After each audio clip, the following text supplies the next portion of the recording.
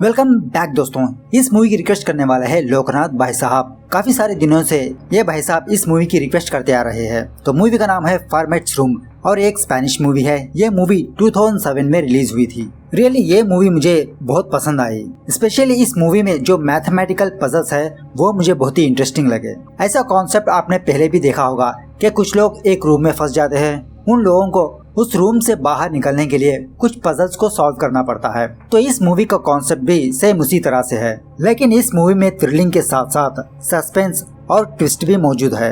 Actually इस movie में puzzles के एक्सप्लेनेशन ज्यादा है, इसीलिए मैं ज्यादा उन पर कॉन्सेंट्रेट करूंगा। तो खैर चलिए बिना टाइम वेस्ट किए मूवी को स्टार्ट कर लेते हैं। तो मूवी की शुरुआत में ही एक आदमी को दिखाया जाता है और इसका नाम है गैलोइस और ये इसका टेम्पोररी नेम है। टेम्पोररी नेम क्यों, आपको मूवी में पता चलेगा। और गैलोइस एक मैथमेटिशियन है और यहाँ पर गैलोइस अपने फैंस को प्राइम नंबर्स के बारे में बताने लगता है। इन द ईयर ऑफ 1742 में एक मैथमेटिशियन जिसका नाम था क्रिश्चियन गोल्डबैक, उसने ये ऑब्जर्व किया कि दो प्राइम नंबर्स को ऐड करने पर एक इवन नंबर निकलता है। For example 7 + 11 = 18, 5 + 19 = 24 and so on. कि तभी गैलोइस को ये बात पता चलती है कि इसकी रूम की चोरी हो गई है और इसकी डेमोन्स्ट्रेशन किसी ने चोरी करके ले गए हैं। एक्चुअली गैलोइस गोल्डबैक कंजक्चर को सॉल्व कर लिया था और कुछ दिनों बाद ये मीडिया के सामने भी रखने वाला था, लेकिन इसी बीच में वो डेमोन्स्ट्रेशन चोरी हो गया। गैलोइस अपने दोस्तों को कहता है कि वो फिर से डेमोन्स्ट्रेशन बनाएगा, लेकिन इसको टाइम लगेगा और उतना टाइम गैलोइस के पास नहीं है। उसके बाद दूसरे सीन में एक और आदमी को दिखाया जाता है और इसका नाम है हिल्बर्ट और ये भी एक मैथमेटिशियन है। हिल्बर्ट को चेस खेलना बहुत पसंद है और इसके सामने जो आदमी बैठा है वो इसका फ्रेंड है और उसी तरह इसका डॉक्टर भी है। उसके बाद हिल्बर्ट का फ्रेंड हिल्बर्ट को कुछ मैथमेटिशियन के नाम बताकर इनमें कॉमन बात क्या है हिल्बर्ट को बताने के लिए कहता है।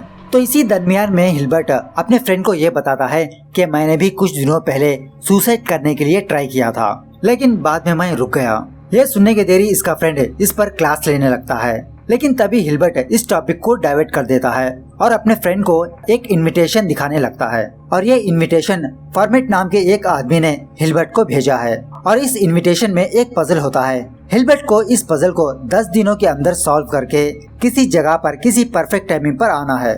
इस तरह से फॉर्मेट कुछ और लोगों को अपना इनविटेशन कार्ड भेजता है और उन लोगों को ये भी कहता है कि तुमको अपने असली नाम छुपाना होगा और उसी तरह अपने साथ मोबाइल फोन्स नहीं लाना है। और ये इनविटेशन पास्कल नाम के एक आदमी को भी मिलता है। ऑफ कोर्स ये नाम भी इसका टेम्पोररी नाम है। एक्चुअली ये नाम फॉर्मेट खुद इनको दिया है, जैसे गैलोइस, हिल्बर्ट, पास्कल। तो पास्कल इस पजल को 10 दिनों के अंदर सॉल्व कर नहीं पाता। ये सॉल्व क्यों नहीं कर पाता आपको आगे पता चलेगा, लेकिन तभी उसको एक क्लू मिलता है, तब जाके पास्कल इस पजल को सॉल्व कर देता है। एक्चुअली वो puzzle some series of numbers होते हैं, तो वो नंबर्स अल्फाबेटिकल ऑर्डर्स में होते हैं। फॉर एग्जाम्पल 8, 5, 4 इस तरह से। तो ये सारे लोग इस पजल को सॉल्व कर लेते हैं और फॉर्मेट बताए हुए जगह पर जाते हैं। तो यहाँ पर एक और लड़की भी आती है और उसका नाम है ओलिवा। ओलिवा भी एक मैथमेटिशियन है। तो यहाँ पर पास्कल ओलिवा को अपने बारे में बताने लगता है कि वो एक इन्वेंटर है, इसीलिए पास्कल ने उस पजल को इतना जल्दी सॉल्व नहीं कर पाया। तो ओलिवा पास्कल को पूछती है कि तुमने क्या इन्वेंट किया।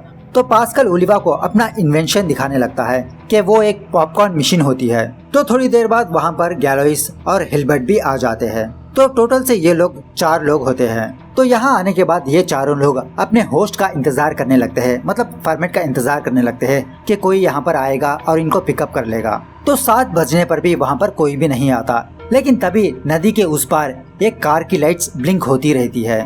तो उस कार को देख के ये लोग समझ जाते हैं कि इन लोगों को नदी के उस पार जाना होगा। तो वहीं पर एक छोटी सी बोट होती है। ये चारों लोग उस बोट में बैठकर नदी के उस पार पैडल करने लगते हैं। तो इस सिचुएशन को देखकर हिल्बर्ट को एक पजल याद आने लगता है, जो काफी सारे लोग इस पजल को जानते हैं। मतलब एक शेपर्ड के पास एक शिप, एक वुल्फ और कुछ कैबेजेस होते हैं। तो उस शेपर्ड को इन सारे चीजों को नदी के उस पार ले जाना होता है, लेकिन बोट में सिर्फ 2 लोग ही बैठ सकते हैं। तो ये पजल सुनने के बाद पास्कल भाई साहब एक लेजेंडरी आंसर देने लगते हैं। पास्कल हिल्बर्ट को बताने लगता है, आखिरकार एक शेपर्ड अपने पास उल्फ को क्यों रखेगा बे, मतलब दिस इज कॉल्ड ठगलाई। तो खैर थोड़ी देर पैडल करने के बाद वो लोग नदी के उस पार जाते हैं। तो कार में इधर उधर देखने के बाद उनको कोई भी नजर नहीं आता, लेकिन वहाँ पर एक पीडीए होता है। तो उस पीडीए में एक जीपीएस लोकेशन होता है तो ये चारों लोग उस लोकेशन को फॉलो करते हुए उस कार में जाने लगते हैं। तो थोड़ी दूर ड्राइव करने के बाद ये लोग एक खटारा से वेयरहाउस आ जाते हैं जो बहुत ही पुराना नजर आता है। तो ये चारों लोग एक रूम में एंटर हो जाते हैं। तो एक्चुअली ये रूम बहुत ही आलीशान होता है। मतलब इस रूम में सोफा, बुक्स, डिनर, काफी सारी चीजें होते हैं। उसके बाद गैलॉयस इन लोगों को ये बताने लगता है कि मैं यहाँ आने से पहले फॉर्मेट के बारे में कुछ रिसर्च किया था।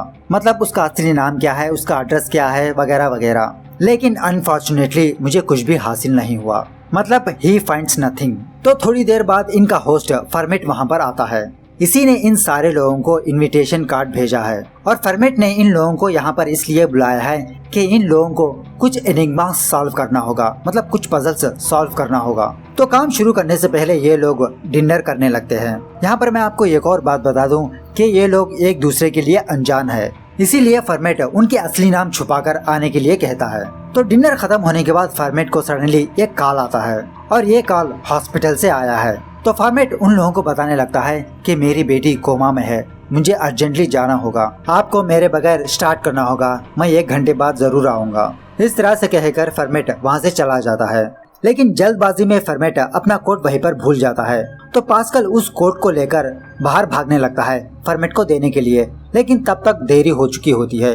फॉर्मेट अपनी कार लेकर जा चुका होता है कि तभी उसके कोट से एक पर्स नीचे गिरता है। तो पास्कल उस पर्स को उठाता है तो उस पर्स में एक लड़की की फोटो होती है।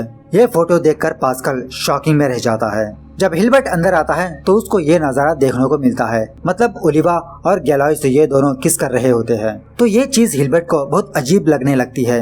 मतलब यहाँ पर सारे के सारे लोग एक दूसरे के लिए अनजान है। क्या वो दोनों पहले से ही एक दूसरे को जानते हैं? तो हिल्बर्ट अनजान बनकर उस रूम में एंटर होता है। जब पास्कल उस कोट को लेकर अंदर आता है तो वहाँ के सारे लोग फॉर्मेट की आइडेंटिटी चेक करने लगते हैं। तो इस आईडी कार्ड से उन लोगों को फॉर्मेट का असली नाम पता चलता है और उसका नाम है रोमन। जब वो लोग उस आईडी कार्ड्स को देख रहे होते हैं तो पास्कल टेंशन में आकर ड्रिंक करने लगता है, जैसा लगता हो पास्कल को कोई चीज सता रही हो। तो खैर तभी उस पीडीए में एक इनिग्मा आता है और इस इनिग्मा को ये लोग 1 मिनट के अंदर सॉल्व करना होगा। तो भाई साहब यहाँ से इनकी प्रॉब्लम्स स्टार्ट होती है। तो इनिग्मा इस तरह से होता है। तो एक हलवाई को 3 बॉक्सेस दिया जाता है। एक बॉक्स में मिंट स्वीट होता है, दूसरे बॉक्स में अनिसीड स्वीट होता है और तीसरा बॉक्स मिक्स्ड हुआ रहता है। मतलब उस बॉक्स में मिंट और अनिसीड होते हैं। लेकिन इन तीनों बॉक्सेस को रॉन्गली लेबल किया गया है। तो उस हलवाई को मिनिमम से कितने स्वीट इन बॉक्सेस में से निकालना होगा ये पता करने के लिए कि कौन से बॉक्स में कौन सा स्वीट है। तो ये चारों लोग इस इनिग्मे पर उतना ध्यान नहीं देते। तो देखते ही देखते 1 मिनट खत्म हो जाता है और ये चारों लोग 1 मिनट के अंदर इस इनिग्मा को सॉल्व नहीं कर पाते कि तभी पास्कल ये नोटिस करता है उस रूम के दीवारें धीरे धीरे श्रिंक होती रहती है। तो पास्कल यही बात उन तीनों को बताने लगता है और ये चारों लोग इस पजल को सॉल्व करने में लग जाते हैं। तो फाइनली पास्कल इस एनिग्मा को सॉल्व कर लेता है। तो इस पजल का एक्सप्लेनेशन सुन लीजिए आप। एक्चुअली इसका आंसर इसके क्वेश्चन में ही है। क्वेश्चन में हमको ये बताया गया था कि इन तीनों बॉक्सेस को रॉन्गली लेबल किया गया है, जिसका मतलब है जो मिक्सड वाला बॉक्स है ऑफ कोर्स उसमें मिक्सड स्वीट्स नहीं होंगे।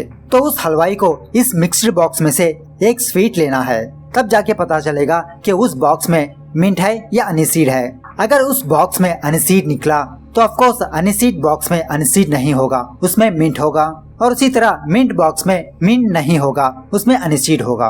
तो यहाँ पर हलवाई ने कितने स्वीट निकाला था? सिर्फ 1 स्वीट निकाला था। तो उसी तरह ये चारों लोग उस पीडीए में 1 टाइप करते हैं तो बैम वो आंसर करेक्ट होता है। तो पजल सॉल्व करने के बाद ये चारों लोग उस दरवाजे को ओपन करने की कोशिश करते हैं, लेकिन वो दरवाजा लॉक हो चुका होता है कि तभी उनको उस पीडीए में एक और इनिग्मा आता है और ये पजल कुछ series of zeros and ones का होता है। तो उसी रूम में कुछ ब्लॉक्स होते हैं। तो गैलॉयस उन बॉक्सेस को लेकर 0 और 1 के हिसाब से वहाँ पर अरेंज करने लगता है। तो इस तरह से गैलॉयस इस पजल को सॉल्व करने में लग जाता है। तो उस तरफ वो रूम श्रिंक होती रहती है। उसके बाद ये लोग इस रूम को श्रिंक होने से अपने तरीके से कोशिश करने लगते हैं, लेकिन पास्कल इन लोगों को बताने लगता है कि इससे कोई फायदा नहीं है, क्योंकि इस रूम की दीवारें हाइड्रोलिक हाई प्रेशर से अटैच है और ये हाइड्रोलिक प्रेशर कार को स्क्वीज करने में यूज किया जाता है। जो कारों को कुचल के एक बॉक्स बनाते हैं ना, तो वहाँ पर हाइड्रोलिक का ही यूज होता है। तो उसी टेक्निक से इस रूम को डिजाइन किया गया है। तो कोई भी चीज इस रूम को श्रिंक होने से बचा नहीं सकती जब तक हमको इन पजल्स को सॉल्व करते रहना है। तो इसी तरह पास्कल उन लोगों को ये बताने लगता है कि एक्चुअली फॉर्मेट आप लोगों को नहीं, मुझे मारना चाहता है। आप लोग तो बस रैंडम विक्टिम्स हो। एक दिन पास्कल जब अपनी गाड़ी में जा रहा था तो बाय मिस्टेकली पास्कल ने एक लड़की का एक्सीडेंट कर दिया था और वो लड़की और कोई नहीं, फॉर्मेट की बेटी होती है। उसने वहीं पर रहकर एम्बुलेंस को बुलाया। एम्बुलेंस को कॉल करके पास्कल वहाँ से चला गया। तो कुछ दिनों बाद पास्कल फॉर्मेट की फैमिली से मिलने की कोशिश की, लेकिन पुलिस पास्कल को रोक दिया था। तो शायद फॉर्मेट अपना रिवेंज कंप्लीट करने के लिए मुझे यहाँ पर बुलाया है, इसीलिए पास्कल पर्स में उस लड़की को देखकर शॉक हो गया था। उसके बाद गेलॉयस उन बॉक्सेस को 0 और 1 के हिसाब से अरेंज कर लेता है। तो पहले ये लोग उस पीडीए में फेस टाइप करते हैं, लेकिन रॉन्ग आंसर निकल के आता है। लेकिन उसके बाद ओलिवा स्कल टाइप करती है, क्योंकि ये ब्लॉक्स स्कल की शेप में ही है। तो ऑफ कोर्स वो आंसर करेक्ट निकल के आता है। तो तब जाके वो रूम श्रिंक होना स्टॉप होती है कि तभी कुछ ही सेकंड्स के बाद इनको एक और इनिग्मा आता है। तो ये पजल इस तरह से होता है। एक सील्ड रूम में एक लाइट बल्ब होती है।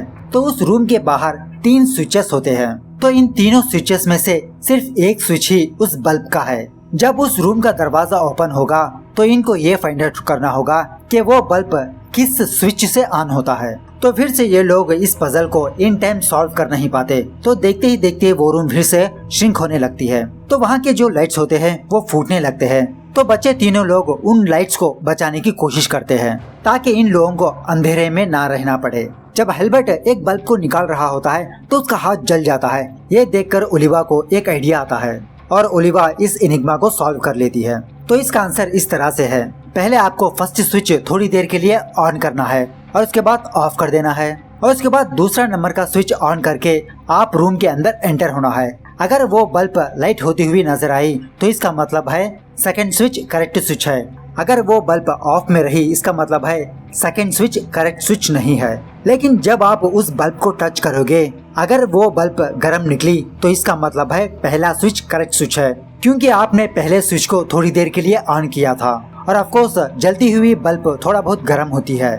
लेकिन अगर वो बल्ब ठंडी निकली इसका मतलब है तीसरा स्विच करेक्ट स्विच है। तो ऑफ कोर्स आप तीसरे नंबर के स्विच को टच तो किया नहीं था।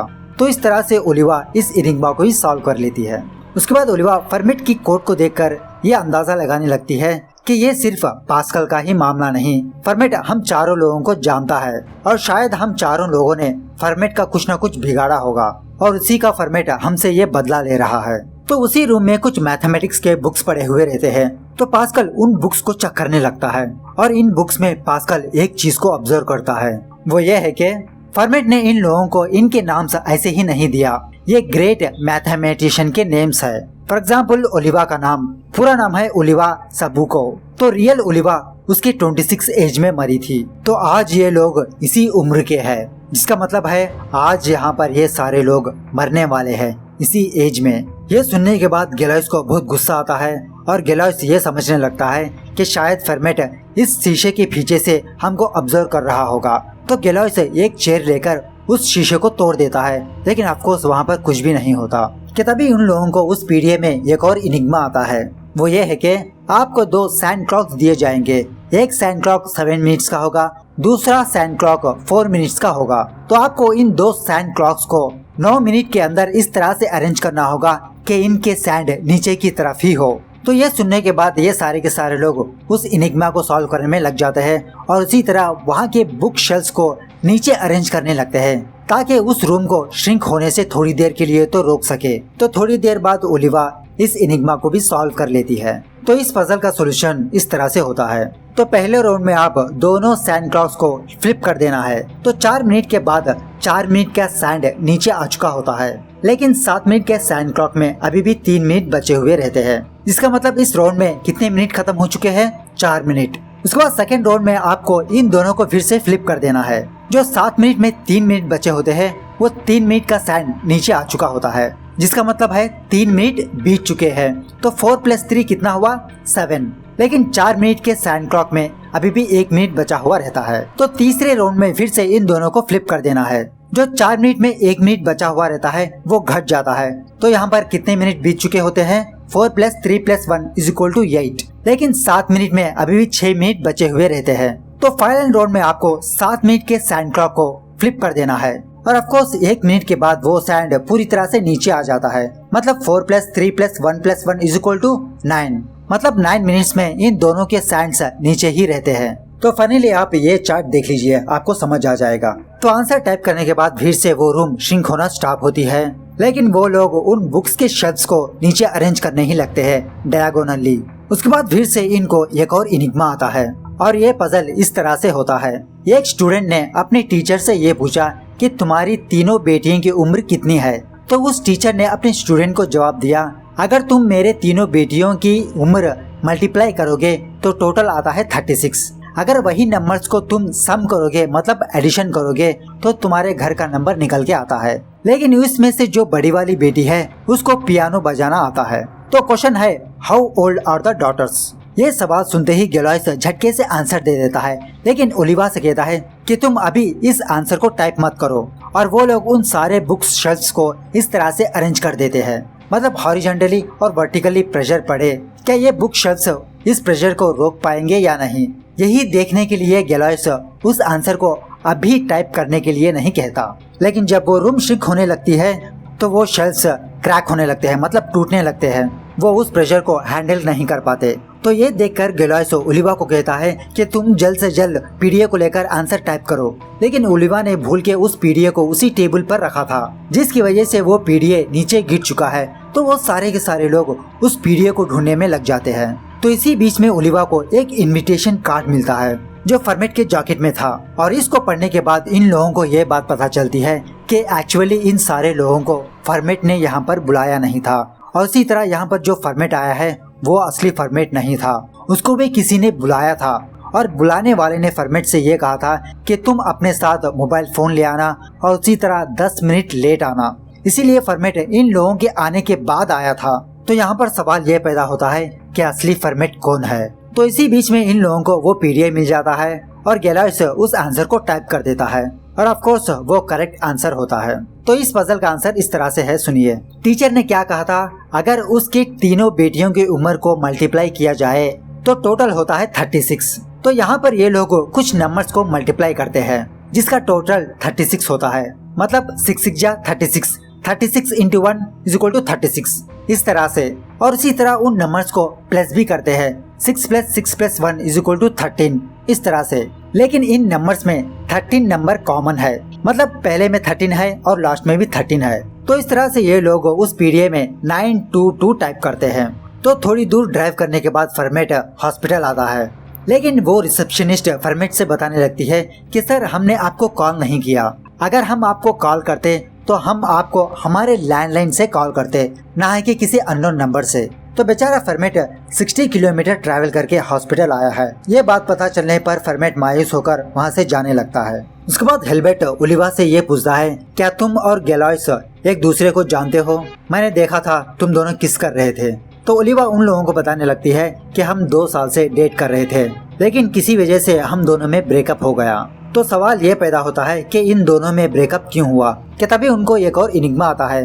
तो पास्कल उस इनिग्मा को पढ़ने लगता है। आप किसी ऐसी जगह पर हो और आपके सामने 2 दरवाजे हैं और उन दोनों दरवाजों के पास एक जेलर मौजूद है और इन दोनों दरवाजों में से एक दरवाजा फ्रीडम के लिए जाता है, मतलब एक दरवाजा सही दरवाजा है। लेकिन इन दोनों जेलर्स में से एक जेलर सच बोलने वाला होता है और दूसरा जेलर झूठ बोलने वाला होता है। लेकिन आपको पता नहीं कि कौन सा जेलर सच बोलता है और कौन सा जेलर झूठ बोलता है। तो इन दोनों से आपको एक सवाल करना होगा इस दरवाजे से बाहर निकलने के लिए। वो कौन सा सवाल आप उन दोनों से पूछोगे। तो थोड़ा बहुत ऊपर नीचे होने के बाद पास्कल इस पजल को सॉल्व कर देता है। तो ये चीज मुझे बहुत ही इंटरेस्टिंग लगी। एक्चुअली ये पजल एक मूवी में भी है। तो इस पजल का एक्सप्लेनेशन सुनिए। अगर आप सच्चे जेलर से ये सवाल पूछोगे, क्या तुम्हारा दरवाजा सही दरवाजा है, तो ऑफकोर्स वो सच बोलने वाला होता है। तो वो कहता है हाँ। अगर यही सवाल आप झूठे जेलर से पूछोगे तो ऑफकोर्स वो झूठ बोलने वाला जेलर होता है। तो वो भी कहेगा हाँ, मतलब मेरा दरवाजा सही दरवाजा है। मतलब इस स्टेट में आपको ये दोनों एक ही जवाब देंगे कि मेरा दरवाजा सही है और मेरा दरवाजा सही है। लेकिन अगर आप उन दोनों से ये सवाल करोगे कि आपका कुलिक कौन सा दरवाजा सही बताएगा। फॉर एग्जाम्पल आप ये सवाल सच्चे जेलर से पूछोगे कि तुम्हारा कुलिक कौन से दरवाजे को सच्चा दरवाजा बताएगा। फॉर एग्जाम्पल मैं सच्चा जेलर हूँ तो मैं आपको बताऊंगा कि झूठा जेलर आपको अपना दरवाजा सच्चा बताएगा। अगर यही सवाल आप झूठे जेलर से पूछोगे, फॉर एग्जाम्पल मैं झूठा जेलर हूँ, अगर आप मुझसे ये सवाल पूछोगे तो ऑफ कोर्स मैं झूठ बोलने वाला जेलर हूँ, तो मैं कहूँगा कि मेरा दरवाजा सच्चा है। हालांकि उसको ये बताना चाहिए था कि दूसरा दरवाजा सच्चा है। तो इस स्टेट में आपको दूसरे दरवाजे को चूज करना होगा, मतलब you have to choose opposite door. यही इसका आंसर है। अगर आपको समझ में नहीं आया तो आप अपने खुद को जेलर समझ के इस चीज को गौर करना जरूर। उसके बाद ओलिवा उन लोगों को ये बताने लगती है कि इसका और गेलॉयस का ब्रेकअप क्यों हुआ। एक्चुअली ओलिवा को इंटरनेट से उतना लगाव नहीं था, लेकिन इसे चेस खेलना बेहद पसंद था। तो एक दिन वो ऑनलाइन चेस खेलने लगी, लेकिन एक आदमी इसको हर एक गेम में बीट करता रहा। तो ये दोनों एक दिन मिलने के लिए डिसाइड हो गए थे और वो शख्स ओलिवा को एक बोट पार्टी में मिलने के लिए बुलाया था। और वहाँ पर कुछ ऐसा हुआ कि ओलिवा वहाँ पर बार बार जाने लगी। इससे गेलॉयस को शक होने लगा कि ओलिवा को किसी के साथ अफेयर है। तो पास्कल पूछने लगता है कि शायद वही इंसान ने ये सारा सब कुछ किया होगा। तो ओलिवा पास्कल को बताने लगती है ऐसा बिल्कुल भी हो नहीं सकता, क्योंकि वो इंसान इसी रूम में मौजूद है और वो इंसान एज से भी बड़ा है। और ऑफ कोर्स इस रूम में एक ही इंसान बड़ा है और वो है हिल्बर्ट। ये सुनने के देरी हिल्बर्ट इस टॉपिक को चेंज करने के लिए पीडीएफ में जो पजल आया हुआ रहता है उसको पढ़ने लगता है, लेकिन गेलॉयस को बहुत गुस्सा आता है और उस पीडीएफ को नीचे फेंक देता है। ये देखकर पास्कल गेलॉयस से पूछने लगता है क्या तुम पागल हो गए हो? अगर ये पीडीएफ फूट गया तो हम सारे लोग मारे जाएंगे। ये सुनने के बाद गेलॉयस पास्कल से कहता है मुझे कोई फर्क नहीं पड़ता कि मैं मरूं या जीऊं। यह सुनने के बाद पास्कल गेलॉयस पर शक करने लगता है, जिसका मतलब है ये सारा सब कुछ सेटअप तुमने किया। तुम जानते थे ओलिवा और हिल्बर्ट का अफेयर चल रहा था और उन लोगों को मारने के लिए तुमने यहाँ पर बुलाया, और उसी तरह तुमको अपनी जान की भी परवाह नहीं है। तो तुम्हें इन लोगों को मरता हुआ देखना है, इसीलिए तुम सारे लोगों को यहाँ पर बुलाया है। लेकिन एक मिनट, तुमने ऐसा किया नहीं, तुम ऐसा कर भी नहीं सकते। कि तभी पास्कल के दिमाग में एक लाइट सिलकती है और वो उन लोगों को बताने लगता है कि जब फर्मेट को कॉल आया था कि हम सारे के सारे लोग इसी रूम में मौजूद थे सिवाय हिल्बर्ट के। हिल्बर्ट इस रूम में मौजूद नहीं था। फर्मेट जब अपना कॉल कट किया था उस वक्त हिल्बर्ट ने इस रूम में एंटर किया और वो लोग हिल्बर्ट की बैग को चेक करने लगते हैं। तो हिल्बर्ट की बैग में एक मोबाइल फोन मिलता है। पास्कल हेल्प मांगने के लिए फौरन फर्मेट को कॉल करते रहता है, लेकिन हिल्बर्ट इन लोगों को बताने लगता है कि फर्मेट जल्द ही मरने वाला है। फर्मेट तुम्हारी हेल्प नहीं कर सकता क्योंकि मैंने फर्मेट की गाड़ी में एक ऐसा केमिकल लगाया है, थोड़ी देर बाद वो अनकॉन्शियस होके मर जाएगा। जब फर्मेट जा रहा होता है तो उसका फोन रिंग होने लगता है, लेकिन ड्राइविंग करने की वजह से फर्मेट उस कॉल को लिफ्ट नहीं कर पाता। कि तभी एक पुलिस आकर फर्मेट की कार को रोक देती है और उसे अपना लाइसेंस दिखाने के लिए कहती है। लेकिन फर्मेट उन पुलिस वालों को कहता है कि मैं अपने डॉक्यूमेंट्स घर पर ही भूल आया। मेरा घर यहाँ से 5 किलोमीटर की दूरी पर है। अगर आप मेरे साथ आओगे तो मैं आपको मेरे डॉक्यूमेंट्स दिखाऊंगा। तो इस तरह से एक पुलिस वाला फर्मेट के कार में बैठ जाता है। तो देखते ही देखते फर्मेट अपनी कार को लेकर खाई में गिरा देता है क्योंकि फर्मेट अनकॉन्शियस हो गया था पॉइजन की वजह से। उसके बाद हिल्बर्ट उन लोगों को अपना असली रीजन बताने लगता है। एक्चुअली हिल्बर्ट ने गोल्डबैक कंजक्चर को सॉल्व कर दिया था और उसने डेमोन्स्ट्रेशन भी तैयार कर लिया था, लेकिन तभी उसके सामने ये न्यूज आई कि इससे भी छोटा बच्चा इस प्रॉब्लम को सॉल्व कर लिया है और वो और कोई नहीं गेलॉयस है। तो ये देखने के बाद हिल्बर्ट टूट के बिखर जाता है और ये सुसाइड करने को भी डिसाइड हो जाता है। इसीलिए मूवी के स्टार्टिंग में हिल्बर्ट ने अपने फ्रेंड से कहा था कि वो सुसाइड करने वाला था, लेकिन रुक गया। लेकिन मरने से पहले हिल्बर्ट गेलॉयस को मिलना चाहता था, इसलिए हिल्बर्ट ने गेलॉयस को मेल भी लिखा था, लेकिन उस मेल का रिप्लाई इसकी गर्लफ्रेंड मतलब ओलिवा किया था और वहीं से इन दोनों की मुलाकातें शुरू हुई थी। और ओलिवा हिल्बर्ट को ये बताई थी कि गेलॉयस का डेमोन्स्ट्रेशन किसी ने चोरी कर लिया है। तो इसके बाद भी हिल्बर्ट अपना डेमोन्स्ट्रेशन मीडिया के सामने जाहिर भी करता तो ये सेकंड इंसान कहलाता, ना ही के पहला इंसान। ये सुनने के बाद गेलॉयस एक चीज को रिवील करता है, वो ये है कि एक्चुअली उसने उस प्रॉब्लम को सॉल्व ही नहीं किया था, उसने सिर्फ एक नाटक किया था ओलिवा को इम्प्रेस करने के लिए और उसी तरह चोरी होने का भी नाटक किया। ये सुनने के बाद हिल्बर्ट खुश होने लगता है। इसका मतलब है मैं ही वो पहला इंसान हूँ जो इस प्रॉब्लम को सॉल्व किया। 250 सालों से किसी ने भी इस प्रॉब्लम को सॉल्व नहीं किया, मैंने सॉल्व किया। ये सुनने के देरी गेलॉयस हिल्बर्ट को एक पंच लगाता है, जिसकी वजह से हिल्बर्ट बेहोश गिर जाता है। ये देखकर पास्कल गेलॉयस को डांटने लगता है, ये तुमने क्या कर दिया? इसके पास बाहर जाने का रास्ता था, अब हम कैसे बाहर निकलेंगे? एक्चुअली हिल्बर्ट उसके 80 साल पर नहीं मरा था, जिसका मतलब है हिल्बर्ट अभी भी जिंदा हो सकता था और बाहर निकलने का रास्ता इसको ही पता है। हिल्बर्ट ने हम लोगों का इंटेलिजेंस टेस्ट करने के लिए यहाँ पर गैदर किया है। उसका इरादा हमको मारने का नहीं था।